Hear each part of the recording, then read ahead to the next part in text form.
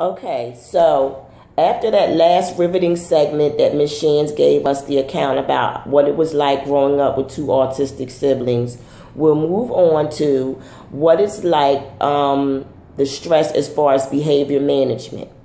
Because individuals with autism do not adapt to change well, their behaviors are subject to become very out of control when environments change, because they can't process and everything that's going on in their environment at one time. So their reaction to this stress in their environment is to act out by screaming, slapping themselves, running away. Speaking from a personal account, I remember my daughter ran out of the store. She ran down the middle of the street because it was a change in her environment. She didn't understand that she was almost hit by a car. She didn't understand that, but she just wanted to run away and get away from that environment because it was causing her to be overstimulated.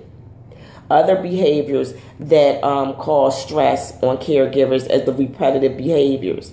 The repetitive behaviors, they fixate on one item and they keep going back to it and they keep going over and over it. For example, my daughter would throw something out in the trash and then she would go in the trash 20 times to retrieve the item, only to throw the item back in the trash again. This would go on for hours and hours and hours, even though that is dangerous for her to play in the trash because it's dirty and you don't know what's in there. But the autism just had her stuck in that one position.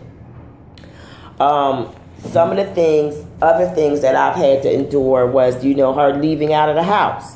She'll just get an impulse and she'll want to leave out of the house, which is dangerous because she doesn't understand that she can't go outside, different times of the day or the night. And research indicates that, this is what's stressful for caregivers is the behavior. Behaviors are manageable because you can get them into behavior therapy and things like that. But behavior therapy it's time consuming. You have to do it over and over and over again. But you do get good results from it because as you decrease one behavior, you encourage the behavior that you want or the desired behavior. As far as a stress factor and loneliness, you're afraid to take them out into public because you don't want people to judge them or to look down on you or call you a bad parent. So research states that most parents just stay home because they feel safer for themselves and safer for their child, because you don't want to put your child in a situation where the child is ridiculed or looked down upon. Somebody may even try to hurt them because they don't understand the behaviors. Isolation. Parents, caregivers, we experience a lot of isolation. We don't necessarily go on vacations because, as I said earlier, the changes in an environment can spark behavior issues.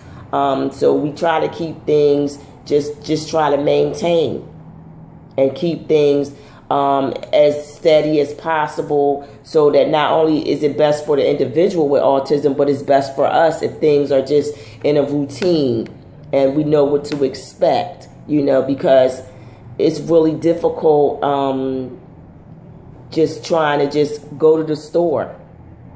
It's a whole production to go to the store, because it's the change, making this change from one environment to the other.